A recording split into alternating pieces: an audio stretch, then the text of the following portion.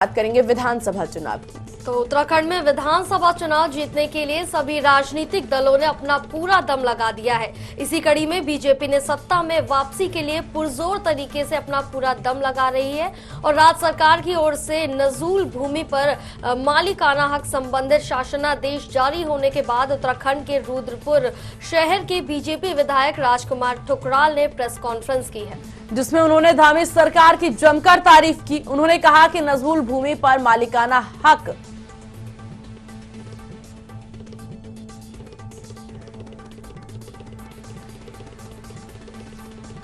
जिसमें वो ये कहते नजर आए कि नजूल भूमि पर मालिकाना हक दिए जाने संबंधित निर्णय धामी सरकार का ऐतिहासिक फैसला है। नजूल भूमि पर 30 से 40 वर्षों से बसे रुद्रपुर के 22,000 परिवार सहित प्रदेश के हजारों परिवारों को मालिकाना हक देकर धामी सरकार ने साबित कर दिया कि बीजेपी सरकार समाधान की सरकार है। विधायक ठुकराल ने यह भी कहा कि हम जनता के हित में जो कहते हैं वो करते भी हैं।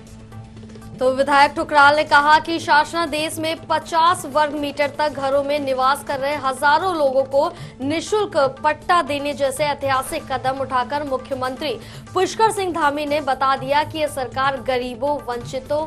पिछड़ों और जरूरतमंद लोगों की सरकार है। आम आदमी के हितों को सुरक्षित रखने के लिए धामी सरकार हर फैसला लेने को तैयार है। तो इस तरह से बयानबाजी चल रही है और कहा जा रहा है जो बीजेपी सरकार है ये गरीबों और जो निचले वर्ग के लोग हैं इनके लिए भी काफी अहम तरह से भूमिका निभा रही है और इनका काफी आगे मनोबल बढ़ा रही है और इनके लिए कार्य कर रही है। तो धामी सरकार गरीबों की सरकार है, विकास के लिए आगे कार्य कर रही है। जिस तरह से चुनाव नजदीक आ रहे हैं तो ये सब बयानबाजियां लगातार जारी रहती है।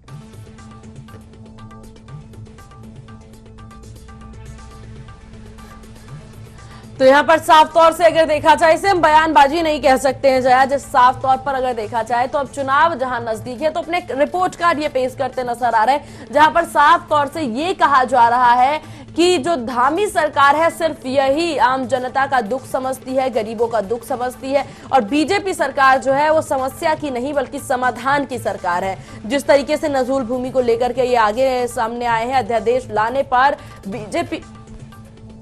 इसी चीज को लेकर के बीजेपी का अब यहाँ पर अपना जो दमखम है वो भी साफ तौर पर दिखाती नजर आ रही है, क्योंकि चुनाव नजदीक है। तो ऐसे में इस तरह से रिपोर्ट पेश करना तो लाजमी ही है जया, क्योंकि अब इसी तरीके से तो जनता के सामने पेश किया जाएगा ना कि किस तरीके से क्या कुछ काम इनके द्वारा किया जा रहा है और इसमें पुरजोर कोशिश बीजेपी करती नजर आ रही है। हालांकि कांग्रेस भी इसमें कहीं पीछे नहीं है और आम आदमी पार्टी द्वारा तो यही कोशिशें की ही जा रही है कि किस तरीके से आम जनता को साधा जाए, फिर चाहे वो व्यापारी वर्ग हो, फिर चाहे कोई और वर्ग हो, उनके द्वारा किस तरीके से काम किया जाए ये भी साफ तौर पर देखा जाता है। लेकिन इस सब के बीच बीजेपी जिस तरीके से रिपोर्ट कार्ड पेश करती नजर आई, अभी हमने देखा कल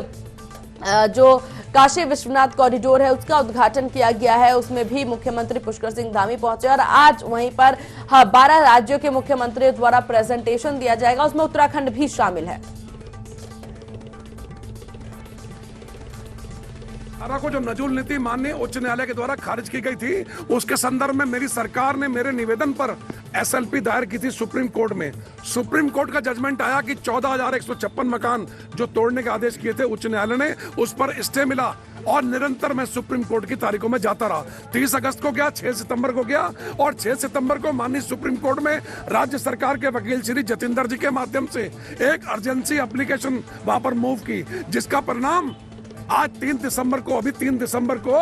राज्य सरकार के हक में नजूल नीति पर स्टे हुआ और उसके बाद मेरी सरकार हरकत में आ गई। 6 दिसंबर को मंत्रिमंडल की बैठक में यशस्वी मुख्यमंत्री श्री धामी जी के नेतृत्व में, उनकी अध्यक्षता में मंत्रिमंडल की बैठक में नजूल नीति का मामला नियमावली पास हुई और तदोपरांत 10 तारीख को विधानसभा में मैंने नियम 300 में सवाल लगाया।